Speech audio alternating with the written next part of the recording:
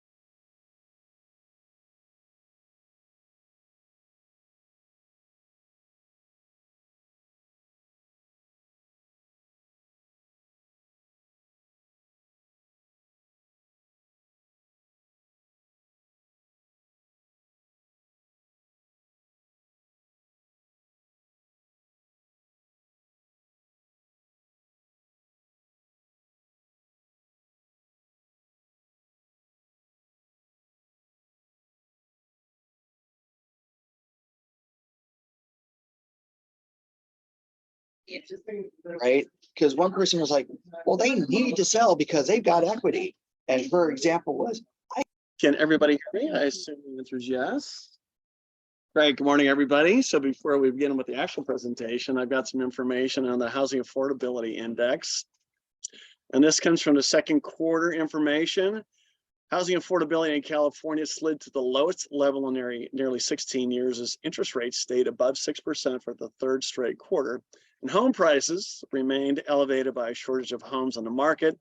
16% of California households could afford to purchase an $830,000 median price home in the second quarter of 2023, down from 19% in the first quarter of 2023, and down from 17% in the second quarter of 2022. A minimum annual income of $208,000 was needed to make monthly payments of $5,200, which includes principal, interest, and taxes, on a 30-year fixed rate mortgage at 6.61%. Rates are about 7% right now for an owner-occupied property. 25% of home buyers were able to purchase a $640,000 median price condo. A minimum annual income of $160,000 was required to make a monthly payment of $4,000. More than 1 in 5, or 16% of home buyers, could afford to purchase a median priced existing single family home in California in the second quarter, down from 19% in the first quarter of 2023 and down from 17% in the second quarter of 2022. The effective composite interest rate was 6.48% in the first quarter of 2023 and 5.39% in the second quarter of 2022. With interest rates near a 17-year high and expected to remain elevated for the rest of the year, housing affordability will remain a challenge for many home buyers in the coming months. And this is interesting. The median price of condos and townhomes in California declined from a year ago, but was up from the previous quarter. So there was that short dip, and that was it. Now prices are once again accelerating. As a result, the share of households that could afford a typical condo in the second quarter of 2023 dipped from 26% to 25%. An annual income of $160,000, this may be repetitive, was required to make the monthly payment of $4,000 on a $640,000 median price condo. So compared with California, more than a third of the nation's household could afford to purchase a $403,000 median priced home, which required minimum annual income of $100,000 to make monthly payments of $2,520. Nationwide affordability was down 38% from a year ago. Now, in regards to California, the least affordable counties in California were Mono at 5%, Santa Barbara at 10%, San Luis Obispo 11%, and Monterey, along with Orange County, both at 12%.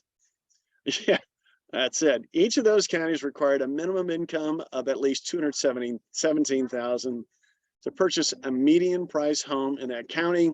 San Mateo continued to require the highest minimum qualifying income of $504,400 to buy a median price home in the second quarter of 2023.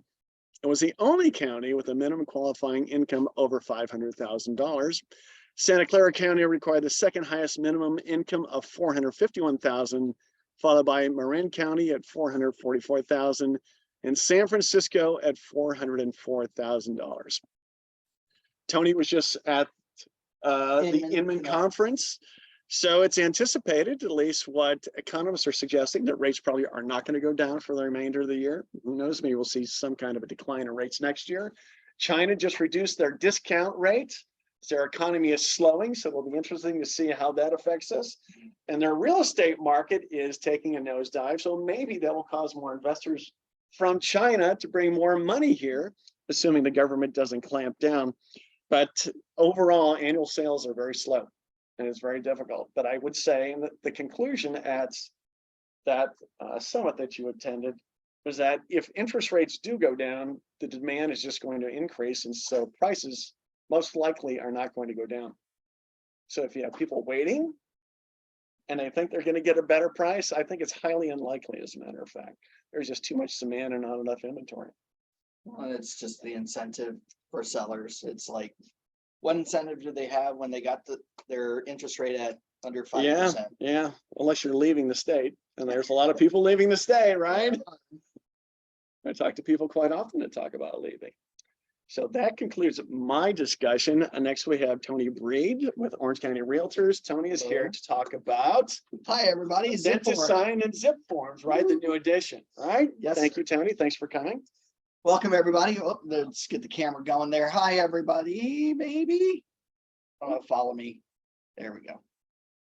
Are you sharing your screen? Yep. Not yet, but I will. Okay.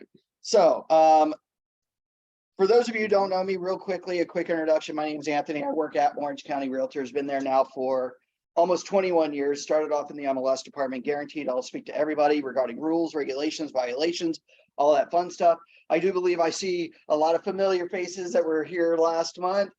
We went over ChatGPT and AI, I do believe. Anybody using that? One person? Excellent. Two? I think you were. Use Jasper. Excellent. That's still AI. That's great. So that's similar. That's similar. It's one of the many hundreds of programs that are out there that allow you to create content, things like that. You've got Canva, that's got AI. You've got ChatGPT, which it's great with all the extra extensions that you can add to your Google Chrome now to allow ChatGPT to access the internet, so that fact checking becomes a lot easier and come up with some really cool stuff. So we can have a lot of fun with that. So today what we're going to do is we're going to go over the updated version of zipForms. I know that a few months ago we kind of had this class where we were talking about starting to use it. It looks like now more and more that this is the platform that is now here. So if you're not overly familiar with it, because maybe your buyers haven't decided to pull the trigger just yet to make an offer, And we were just talking about, what was it, last week, they raised it up a 0.25%, or the week before, Yeah.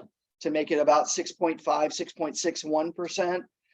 We want to be able to say, hey, you want to make sure you don't price yourself out of the market, right? So start making your offers now. So what we're going to do is very simply log into zipForms, and I'm just going to minimize this camera screen here. There we go. And when we log into zipForms, the one thing I love pointing out, and I'm just going to, yeah, you're welcome. So what we're going to do is very simply here, you'll notice that zipForms has been updated. If it's been a while since you were last in zipForms, they are constantly updating zipForms this year. And funny enough, Lone Wolf just announced that they just got bought out by another company not too long ago, I think in the past month. So I'm sure that this is going to go through even more changes on zipForms because of the new ownership. But real quickly, we've got kind of a new look. If you're not familiar with how to create a transaction in zipForms, it's super simple. Simply move your mouse over towards the top left side of the screen where it says new, click. From here, you can choose your transaction type. Am I creating a new listing to list for sale? Am I creating a new offer to buy a property, a new lease to lease out a property to a tenant, or a new lease listing for my landlord to list their property? So say you're representing a buyer, because right now I think it's about 65 to 70% of the market right now are buyers wanting to find properties. Okay. So say they want to make an offer.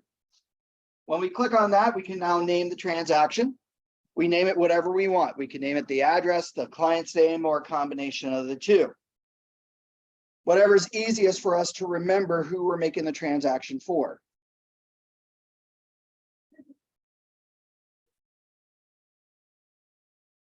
Now, there is a new section here that was just added this past March, and that is the property address section. Under the property address section here, we can type in the address of the subject property. Now, what's nice about this is that if I type in the property address section here of my for my transaction, this will fill in the property address section on your contracts. So in a way, you're going to be able to streamline a lot of the material just creating a transaction without having to add an extra contract like the cover sheet. Okay.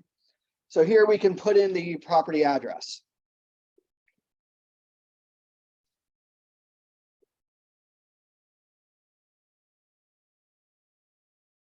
We can choose the transaction type, residential, income, what have you. From here, we can apply our templates.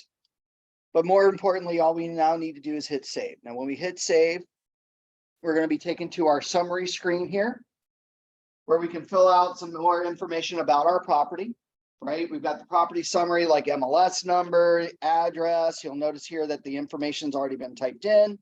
Down below, we can type in the purchase summary if we wanted to, which is great, along with the buying side commission, listing side commission, and of course, the listing summary. Now, what I love about this is that this acts like your transaction management tool. Okay. Most agents have forgotten to fill out this sections. Okay. I think this is really important because at the end of the day, one of the features in zipForms called the dashboard monitors all your transactions that you create. What's important for us is we want to be able to maintain our business plan, right? How many of you have a business plan? One person. Excellent. How do you know you're meeting your goals, right? I know Mr. Moore has told you time and time again, you got to have your goals. How are you making sure you're obtaining those goals? One of those goals is your financial goal, right? At the end of the day, 1 year from now, when you look at your bank account and your bank account shows zero, what's the first thing you're probably going to say? Besides shit, right? Where did my money go? Well, if you don't have a business plan tracking your finances, right? Income coming in, income going out, how can you know if you're being successful or not, right? This is where you want to fill out these sections, because under the dashboard section, this will actually track year to date, all your closed transactions, how much commission you have earned, and of course your quarterly sales, which is all wonderful for maintaining your business. Okay. Now I'm hoping that eventually they will put in the charts and graphs of where you're getting your business from, what most, or in zipForms, what are you doing your most business for, like listing side, buying side, rentals, things like that. Okay. Hopefully they'll bring those charts back. But back here at the transactions, if I can get back to the transactions.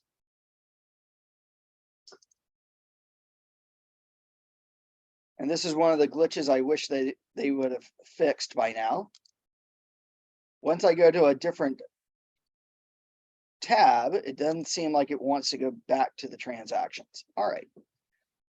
So hopefully they will fix that. And see, I have the same problems you all do. All right. So here, adding a form to the new platform is going to be really super simple. So when you create the transaction, can you make the buyer an entity buyer Yes. What do you mean, like? As opposed to an individual? Oh, like an LLC and things like that? Mm-hmm. Yes. I'll show you how to do that.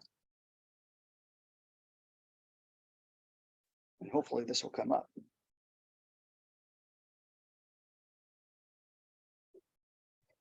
All right. So to add a form, simply we're going to come over to where it says all forms. We're going to click. From here, we can quickly and easily access all of our forms. There are more than 429 CAR forms to buy, sell, lease properties in the state of California for residential and commercial. So there's a form for everything. Okay. So here, I'm just going to grab a form real quickly. And now when I go to click on the form, some of us old timers like myself are seeing this. Do I want to edit the form in the classic edition or do I want to edit in the new edition? Well, as of November, this has been live. Those of you who are brand new, you'll only have access to the new forms edition. Okay. Those of us who are veterans attending today, please make sure that you start to use the new edition. Because any day now, according to CAR, this will replace the classic edition. Okay. Now, when I click on the new forms edition, and what I love about this new forms edition is that the system is totally streamlined. You won't see all the bells and whistles that we're used to seeing in zipForms. Okay. But we've got some real basics. Now, from now on, what we're going to see, and we're going to start off over here towards the right-hand side, is our parties. Now, what I love about this is that you'll notice here that I'm already defaulted as one of the parties that have been added to the transaction. Why? Because I'm in zipForms under my account and I created the transaction for my buyer. So the system automatically made me the selling agent.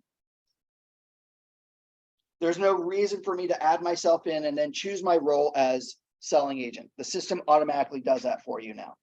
Now to add a party into the system for this transaction, simply come over here under the parties, choose add a party, and now we can add a new party.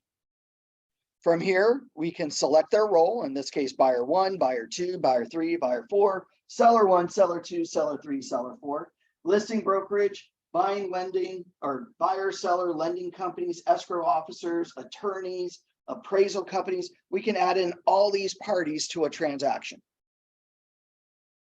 Excuse me.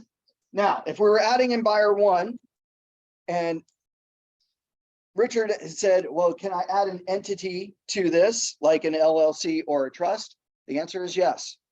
Simply under the name, type in what the LLC or trust name is. So in this case, the Moore Family Trust.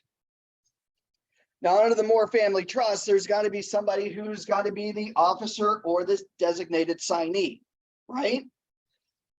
And from here, we're going to notice that we have an email section where we're not going to fill in an email. Why? Because most trusts and LLCs do not have their own email addresses, but the individual signers do, right?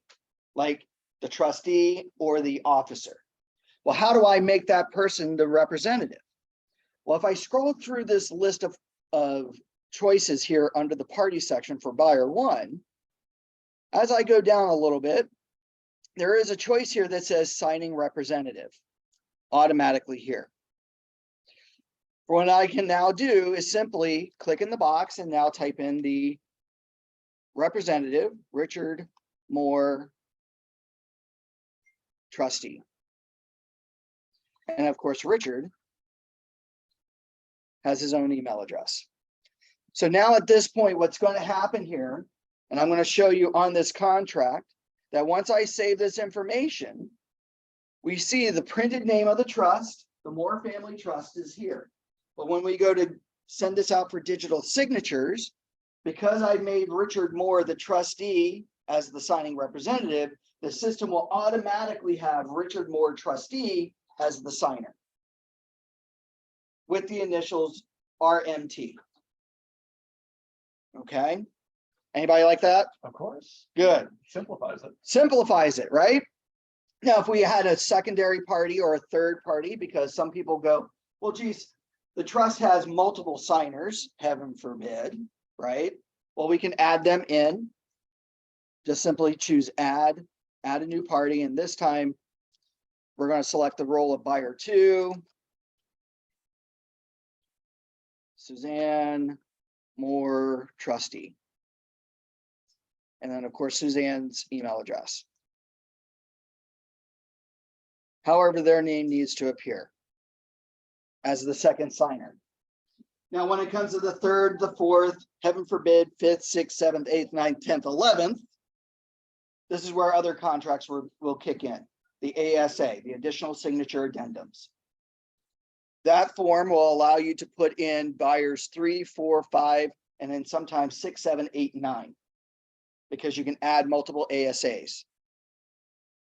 Okay, hopefully nobody's got any situation like that, right? It's happened. It's happened though, especially nowadays with the new lending program where, geez, Richard and I can't afford a place on our own, but you know what? We're going to join entities with 5 other people and buy segments of a home, right? Anybody hear that? That fragment financing? Yeah, gotta love that. So we can do that. So here we can add in our parties.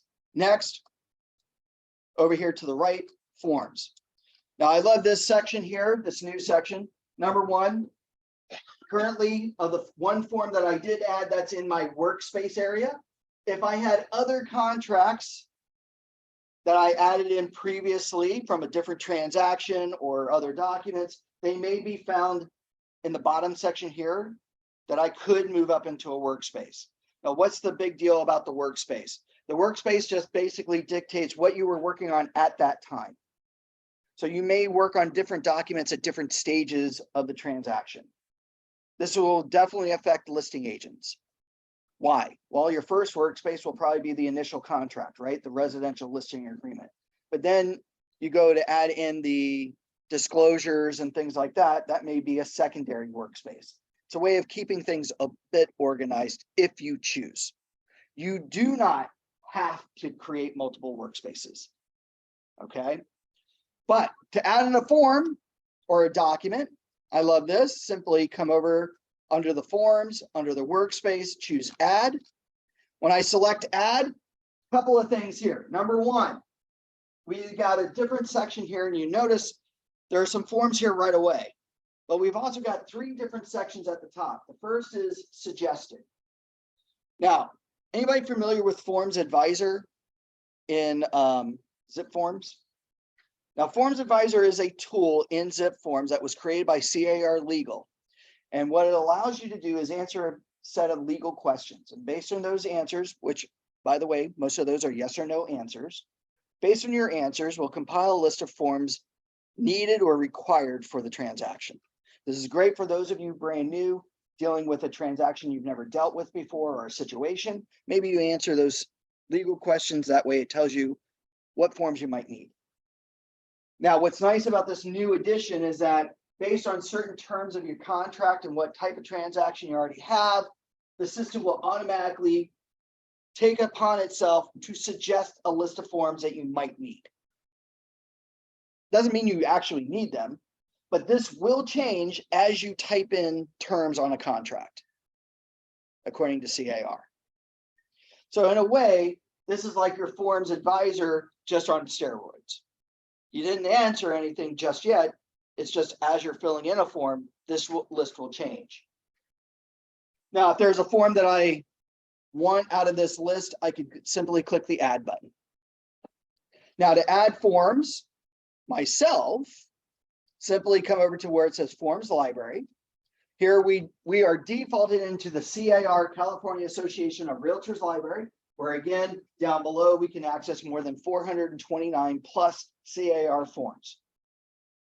Now, how many forms do you need to get a transaction started? Just out of curiosity. At least one or two, right? Do I want to have to go up and down this entire list to find one or two forms? No, no. Let's make it easier on yourselves. You could do that, but that will take you hours, right? Instead, underneath the Forms Library, there is a search bar here. And what's nice about this search bar, I can type in, say, the form number like RPA, which stands for the Residential Purchase Agreement. Now the forms list sorts to give me every form that has either RPA as part of the number or part of the title of the form. Now, one common thing that I always get asked, why are there two residential purchase agreements here? One, the top one has all 7 forms merged together. The AD, the PRBS, the wire fraud, the fair housing, the California CCPA form, plus the purchase agreement. The second one is just the purchase agreement.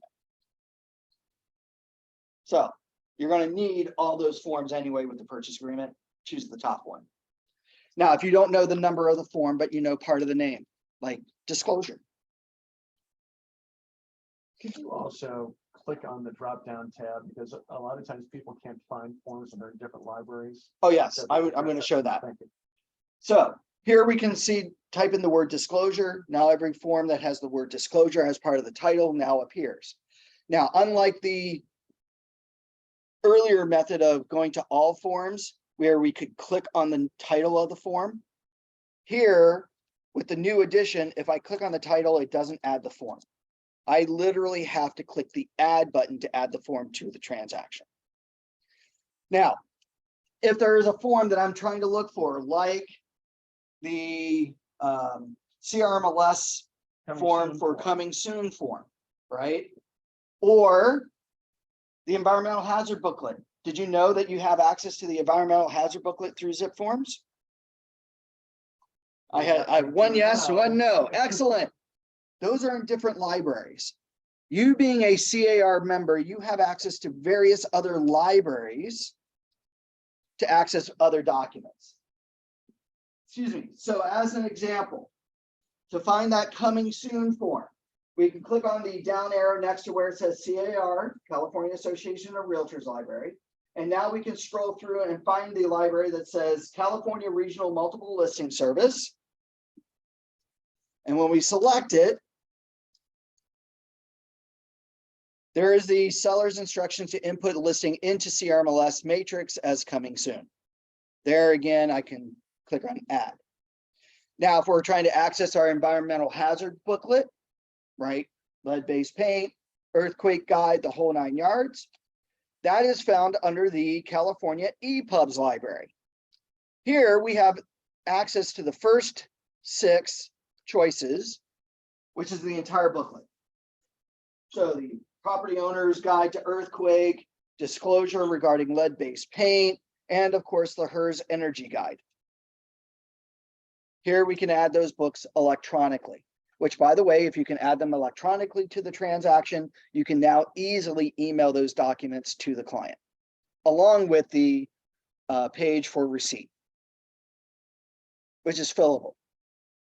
Okay, so you have access to those various other libraries. One other library is the sample letters library. Here, these are CAR attorney letters for various different things that you might need a legal letter for, like leaving personal property at the residence, or pay or quit letters, right? A termination. How many of you have ever had to pay an attorney to write up an eviction notice? Anybody? No one, not yet. Good. Never use the library. You don't have to now because you have the library, right? There are letters here that are fully fillable. So if we have the acknowledgement of non-tenancy, or, oh, I don't know, eviction, Oh, maybe they don't have that. Pay or quit. There we go. What's nice about this letter is that when we go to view it, everything on that letter is now fillable. But what's nice is all the necessary legal language is in that letter. So you don't have to pay an attorney. Anybody like that? Yeah. Good. All right. That's if you know which item belongs to what category. Well, it will tell you. I mean, if you read through it, You have to click around. you have to Well, play you can around with it. also just choose all libraries, and that way you can just begin to type in the name, so you don't have to know which category necessarily. Right. And that's another thing too. Yeah. When we go to add and we look at the forms library and we select all, this will now give us all the documents from all the libraries. Mhm. Now, there's also another choice here. Next to the forms library is upload. You can upload foreign PDF document files into your transaction. So great when you get a counter offer from another agent, or you get the disclosures from the other agent. You can now upload those documents because they're from your email. You download them onto your computer. And now with the upload button, you can now simply either browse your computer for that file, or better yet, maybe you know where that file is on your computer. And now what we're going to do here, we'll just throw my cheaters on, which is great.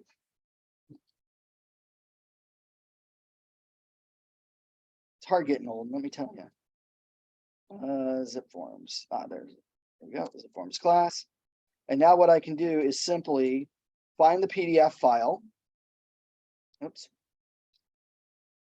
Find the PDF file. Where is that one? There it is. Click and hold it, drag it, and place it right into the transaction, which is awesome. Okay. Now, by the way, if you add PDF documents like this, then you can also digitally sign them. All you would need to do is make sure that you place the areas of signatures and initials. But in this new version of zipForms, there is a choice here down below under tools that allows you to add in text boxes. And let's see here, let's click on text box, and now I can type in text. So here we're just going to click. Very cool. And then we can adjust it on that PDF. So if we wanted to have the client's typed name on page 16 of the RPA, we can now actually fill that in on the PDF document. Okay. Now, a couple other nice things here real quickly. The listing information. Here we can input the information for the body of the listing, or even better yet, we can import the listing from the MLS. So if we're representing the buyer, this is MLS Connect. So here we can say import listing, type in the MLS listing number, and now import the listing data right onto our contracts. So there's two areas to use MLS Connect now. Two areas to use MLS When you're Connect. first creating the transaction in here also. Correct. That's right. It's just called import. Mhm. The reason why they call it import is that maybe this is the listing side, right? And I want to import that information from the tax records. Under import, I can import property information from the tax records. So I can type in the property address, and now I can pull in things like the APN number and the clients. Because that was that a own it. core fee service before previously. So That now- one, actually, no, under RPR, Uh-huh. you could actually, because RPR has a connection with zipForms, you can now import MLS or property tax data from RPR into a contract. So you're taking a listing or you're putting together a listing contract. Now you can just import the information without having to Correct. manually type it in. Correct. APN numbers, so on and so forth. Which is now all of a Fantastic. sudden creating transactions, both for Yeah. the buying side and the listing side within a matter of minutes. So we can be at the dinner table after our listing presentation and now write up contracts right in front of them, which is great in today's 21st century technology. Now, by the way, I will point out here where it says listing side and buying side commission. In this section under listing info, this only allows for dollar amounts. Even though the contract allows you to input either dollar amounts or percentages. They haven't fixed that feature yet. I just tried it yesterday. So if you're going to fill in the listing information and you're putting in the listing side or the buying side or both, you have to put them into dollars. Okay, in this section. Now on the offer side, here we can write up the offer. Geez, our offer date, or actually our closing date, the 31st. We're going to take possession, the 31st. The purchase price, we can type that in if we wanted to. So here we can type in all this information very quickly and easily, which will also fill in on the form very quickly. So commonly it will say 30 days after acceptance. Is that available to us on the screen? No, it's dates. Okay. Whereas, yes, on the contract, we can mark number of days or a particular date. And you'll notice here, until I check that checkbox, it didn't fill the date in, even though I wrote in a date. So there's still some work I have to do on the form itself. But it's nice and easy to see. Sorry. Nope. I'll move out of the way. There we go. Clauses. I love clauses. Clauses allow us to import text onto our contracts. I know you guys all have legal updates, right? What to say and what not to say on a contract, right? Yes. Yes, excellent.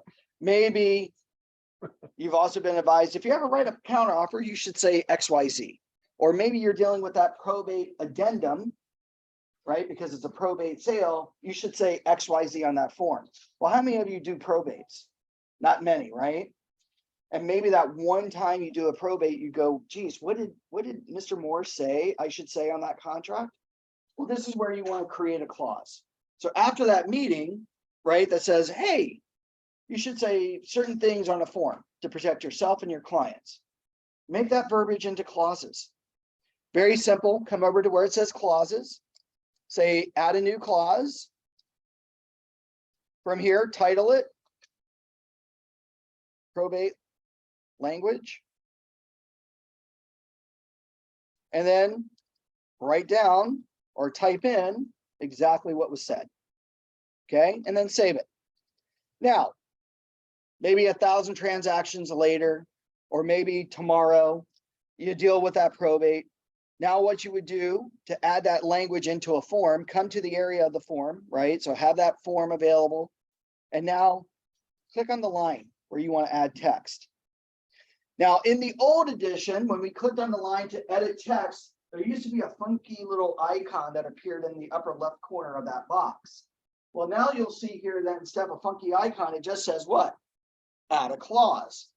So what I can now do is simply click on add a clause. Now I can browse my system for the clauses I want to use or the clause I need, select it, and then say insert to insert that language. Now, maybe if this is a counter offer, we need to say multiple things, right?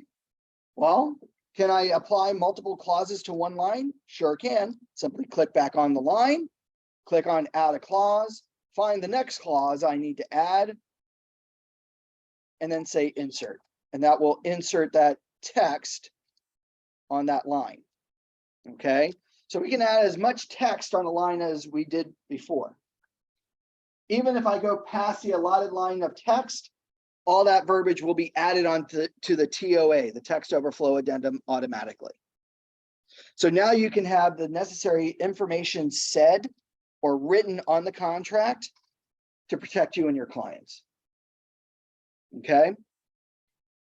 Now, at the end of the day, we get everything written up. We now need to send it out for signatures. Very easy in this new edition. We're going to come over to the top right corner where that big blue button says prepare signing. From here, we now will probably get a button that says, which service do you want to use? DocuSign, Authentisign, or Digital Ink? Now, 2 of these are free. 1 of them is not. DocuSign is not free. Now, there are some of you in this room and attending the meeting will swear up and down that DocuSign is the end all and be all of digital signing. And that was probably true about 10, 15 years ago when DocuSign first started up. Now, I will say that this year, DocuSign used to, up until this year, used to, for realtors, for free, give you at least 5 digital signature sessions free per month. Today, you got a 30-day free trial. That's it. After that, to do minimally 5 digital signings, meaning I can send out 1 transactions 5 times that month, or 5 transactions 1 time that month, or a combination of the two, for a total cost of $140. Anything above and beyond that, DocuSign wants you to sign up for their full paid service of $240 per year. Now, Authentisign and Digital Link are your free services offered to you by zipForms. It allows you to sign documents unlimited at no cost to you. Now, when I say, geez, Tony, Authentisign and Digital Link are free, what's the difference between the two? Well, here's the big difference. Digital Link will be going away. Just like the classic edition of zipForms, Digital Link will be going away. It is being replaced by Authentisign. But I will tell you that Authentisign, even in this new version or this updated version of Digital Link 2.0, is far superior than DocuSign. Number one, no cost to you. That's a big plus today, especially when you're on a tight budget like myself, where your wife only allows you to spend $7 a week for lunch. Gotta love that. You get really creative really quickly. So let's take advantage of our free stuff where we can, when we can. So if you haven't started using this yet, I highly recommend it because there are some differences, but it's really easy once you see it. Just like with the new zipForms, it's very streamlined. By the way, does anybody like the new zipForms so far? Yes. Good. Any questions on the new zipForms so far? That's why you're here. Excellent. Well, that's why I'm here too, is to answer any of your own questions. Now, when I click on Authentisign, we're going to notice something right away. It says create signing, and it gives you a signing name. Now, this used to be the name of the signing session. Now, what you could do is click in this box and rewrite over it, request for signatures for 123 Main. Okay. But more importantly is this. If you were using DocuSign and Digital Link in zipForms, you're probably used to having your signed documents automatically uploaded in a folder in your transaction.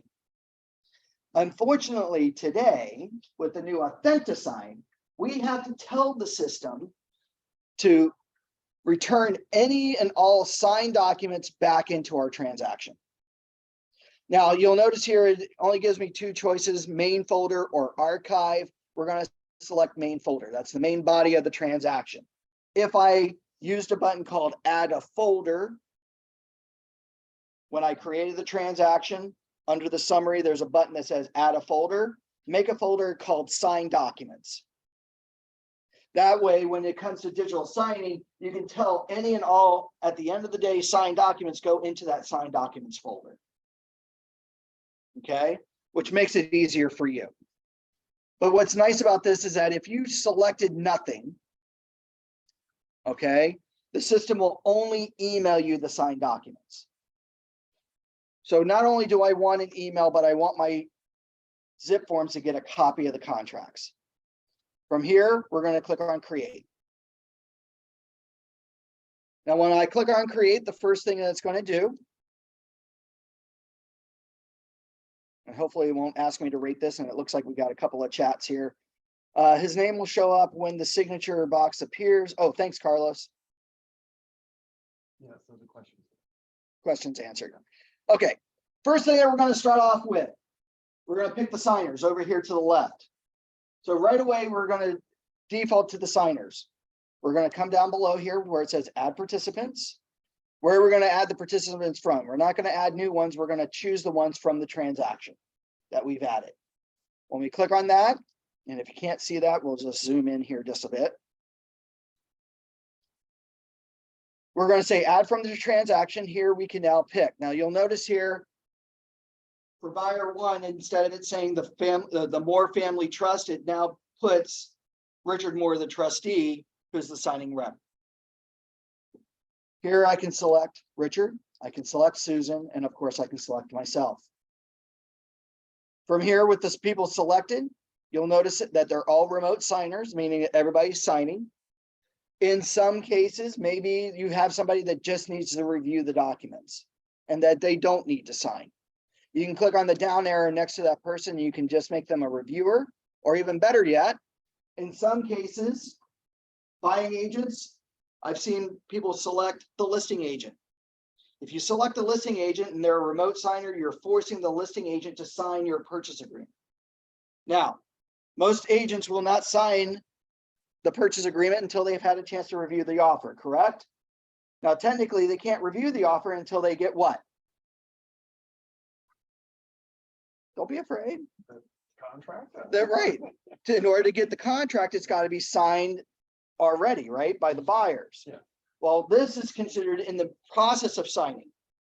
So technically, the listing agent can't review the offer until they get a signed offer. So if you're going to include the listing agent, put them as a CC. That way they automatically get a copy of the signed contract. Now you may want to be mindful that any other contracts plus the purchase agreement will go to them as well. So you may not want to do that, just so you know. But in this simple case, we've got all three signers. Does the reviewer, before you move on to the next screen, does the reviewer have to actually acknowledge it to move on? Yep. Okay, and then map signers. Well, it automatic. So once I No, pick there the was a tab signers, back there that said map signers. What is that for? You're going to get to that? well, if I wanted to map the signers out, I could do so. So here, what I could do is I could manually tell where the system is, but I don't need to necessarily do that if they're already part of the transaction. In some cases, if I have like buyer 3, buyer 4, buyer 5, I may need to map them out to see where they need to go, but that's going to be done in a different process called tools. Okay. So 90% of the time you will not choose map signers as long as they've got their name on the contract. Now, if I'm adding a new participant into the system, then I have to map them. Like the attorney or the escrow officer or whoever else I decide to add in to sign this. Okay. So here we can do that. Now you'll notice here with these three signers, their signature areas are pre-placed automatically at that point, which is why we didn't have to do the mapping. Okay. Also, as it stands right now, anybody used to DocuSign Digital Ink? Digital Ink, right? So when we selected the signers in Digital Ink, they put them in a signing order, 1, 2, 3. Yes. Now, usually that signing order meant that number 1 would get the email request first, then number 2, then number 3, after each one does it, right? And a lot of agents were going, well, geez, I want everybody to get it at the same time. And they have to go through extra steps, making everybody number 1. Well, guess what? With Authentisign, you'll notice here, there is no 1, 2, or 3 here. So what does this mean? It means that technically, when I send this out, all 3 of these signers will get the documents automatically. Why? Because I have their signing order turned off. If I turn the signing order on, now this will send them out sequentially. I can probably even, if I wanted to, just click in the box and I can say buyer 1 and buyer 2 get the documents at the same time, and then I will sign it after they. Or if I left it at number 2, but maybe number 2 can sign the documents first, I could then switch their order by clicking on the 6 little dots, click and hold, drag and drop, or drag and move. And now we can switch the order. But without this turned on, it's automatically sending a request to each and every person at the same time. This may be good in certain situations, other situations not so good, especially if they share one email address. You want the reviewers to go through the documents, read through them. You want to go through it with them, okay? Next are our documents. Here we have what documents are currently being signed. If I wanted to, I could add another document. I can either upload it or import it like another PDF document, or select from the transaction another document, or, excuse me, browse my other files from the other from this transaction. But with the documents already selected, maybe I don't need to have one document signed.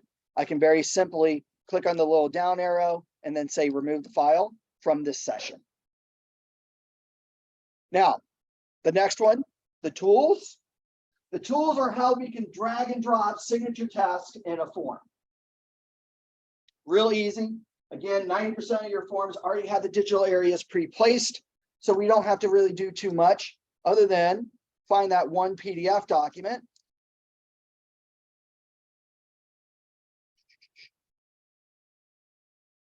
And now all I need to do is simply click the down arrow, select the signer, click and hold, drag and place their areas.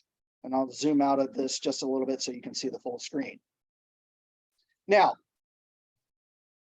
traditionally, we can do this one at a time. Yes, sir, Carlos.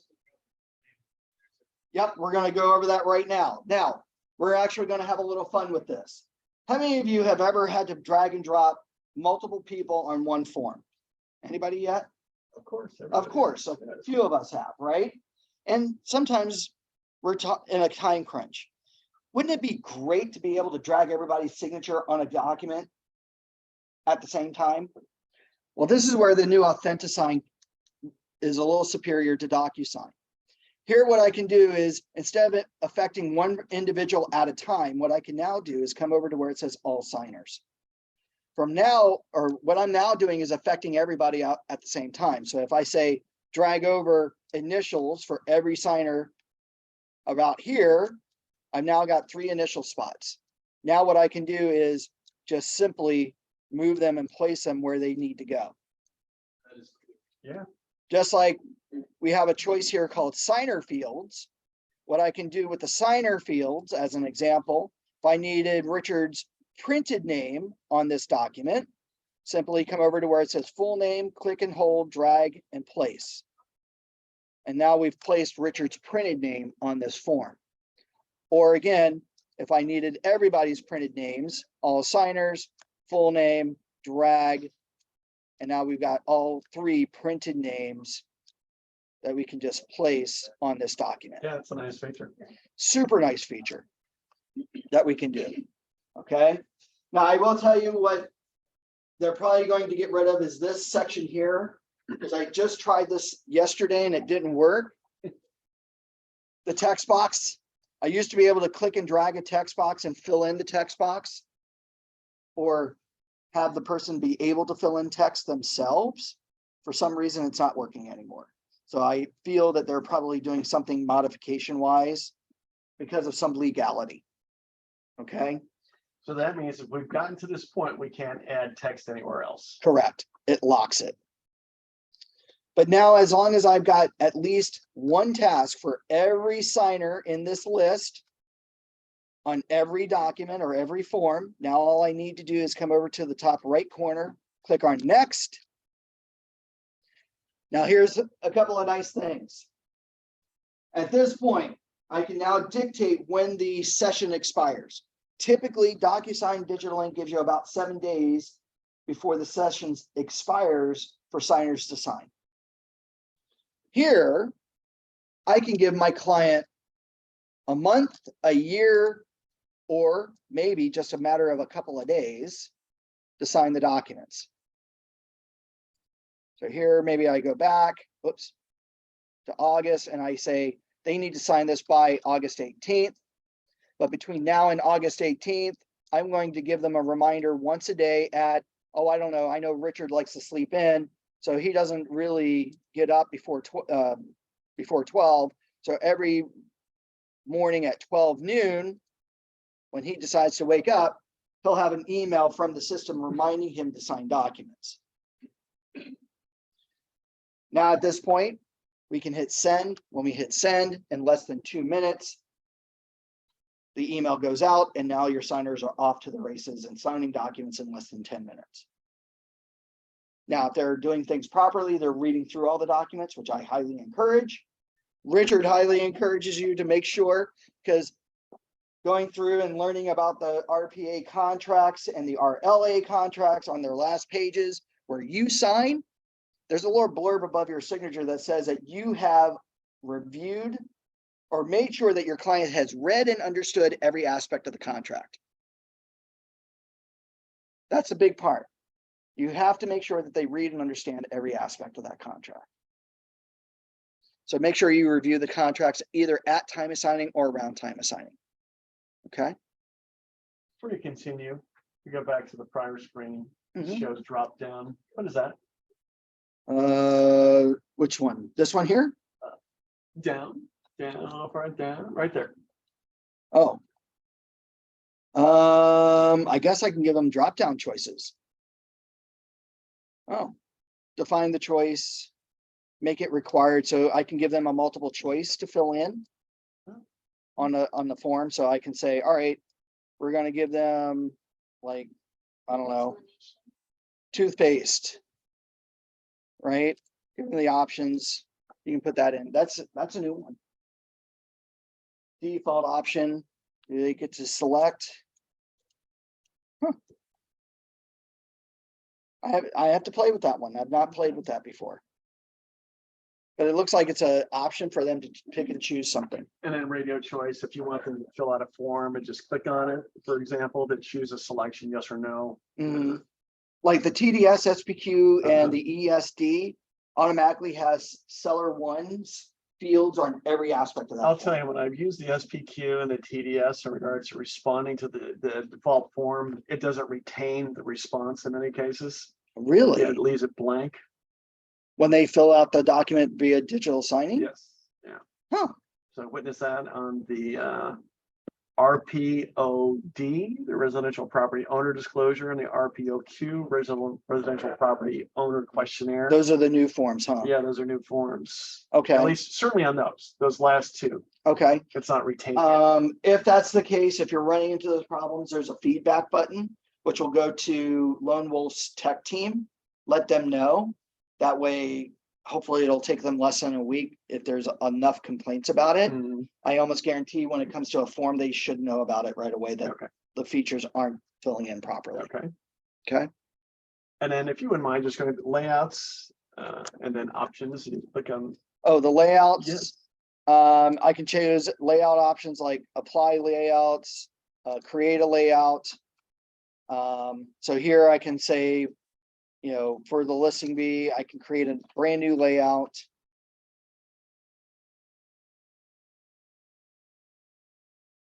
Oh, interesting. I guess this means that these things are already laid out for the contract for my signers. Okay. But I think that's automatically there. The options. Here we can change the signature option for myself. So I can immediately sign the form from here, but I like receiving it in the email because it just kicks in, but I can choose my signature options. So I can say, choose a font style.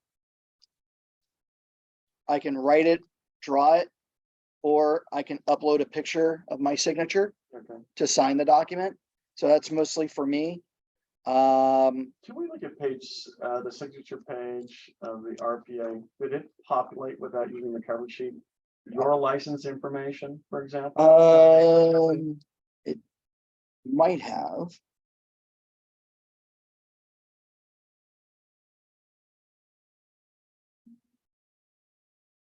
No, it did not. It did not. So Only because I don't have a license, but if you don't use the cover sheet or you don't manually fill that in, you still have to complete the form itself. Correct. So there could be certain reasons why you want to use a cover sheet, actually. Yes. Okay. Yes. Well, and of course, when you're importing from the listing, it should fill in the listing agent office and that will be filled in, but yes, you want to make sure. It's not going to pull from my individual profile. If I have it filled in on the template, it would. the template, but not just because I completed my profile within zipForms itself, my license. Correct. Correct. Also added to parties. If I added it to the parties, it would too, Okay, which is like the cover sheet. Yeah. So in filling in my information or double checking, yes, you want to fill in that information. okay. Yeah. And then the feedback, give feedback to CAR, like, You know what I hate? When at the very end, once somebody signs, that it expects you to respond every single time to Authentisign. How did you like your experience? yes, they're doing that. Well, let's Can we eliminate that somehow? give them the feedback. Please get rid of the Okay. feedback, Okay. right? I think it's because it's still new and it's running in tandem Mhm. that they're requesting you to give That's feedback about what you confusing think. to the recipient on there. It is.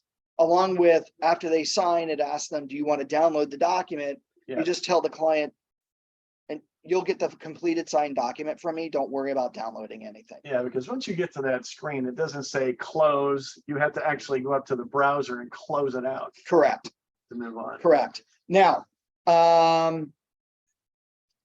and let's actually, You at just least send it. I'm going to try to send it if it lets me. Did I not define an option? That's funny. I was about to. Oh, it's because I didn't drag over all the signatures Yeah. on this page. So all signers. There we go. Let's go next. Okay, you're still. Email address for everybody. You might have to delete. I did put an email address for everybody. Oh, you did? I do believe so. Yep, everybody's got an email address. There it goes. Okay.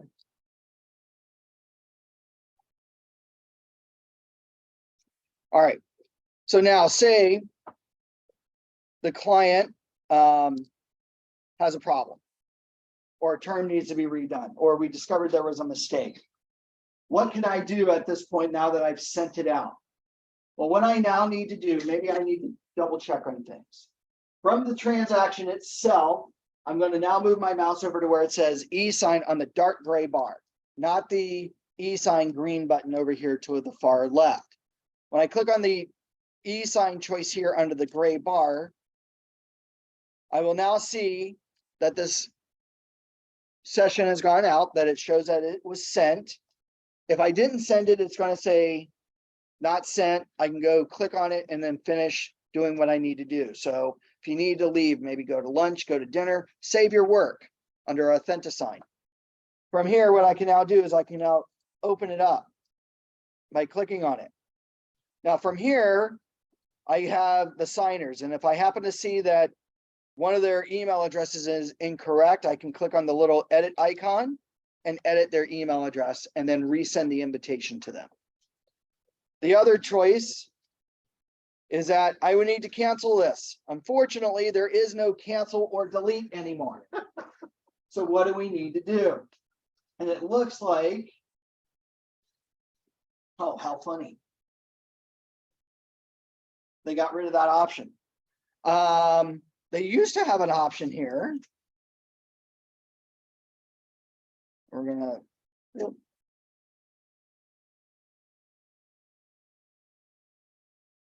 They used to have an option here that said force completion. And it doesn't look like they have, but we have our individual tickets, we have our signers. So it looks like they got rid of force completion. What is duplicate? What do we Duplicate duplicate? means that we're going to duplicate the session Uh-huh. and resend out a new invitation. So it'll be whatever the current contracts are on this PDF that we're now resending out back out. So if a session isn't complete, we can't Stop kill the it, session. can't kill it. It just sits there forever. Sits there forever until it expires. I think if you put on reset it, it stops. Oh, we can try. Reset seems to suggest I'm going to send it again. That's what I would have thought too. But they did have a forced completion option, and it doesn't look like they have that any longer.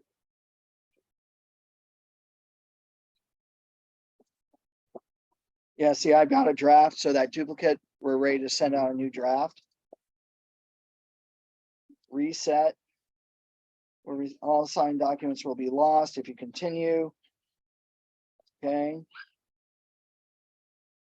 So now a new session should begin.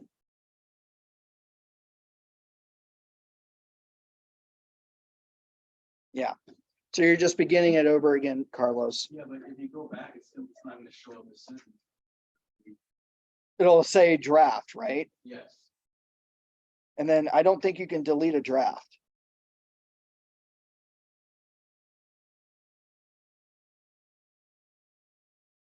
But when if they've received it in their email and they try to click on the link, it won't take them anywhere. Okay. So, okay, so reset will cancel that session. You just have to go through a few extra steps. Yeah, they're both around. And then there you can delete it. Yeah. Okay. So, all right, so this is the workaround right now to cancel. So if you needed to cancel it, click on the down arrow next to that signing session that was sent, hit reset. And then when you hit reset, back out of it, don't save anything. And there you can then delete it and then redo what you need to resend new documents. Okay. So there you go. Are there any questions on Authentisign? Any questions, Sherman? No? All right, well, thank you all very much. Thank you, Tony. Thank you very much. It was great. Thank you. All right. Any questions from anybody about anything? It doesn't look like it. All right. Thanks for coming, everybody. It's good to see you. Thank you. Bye.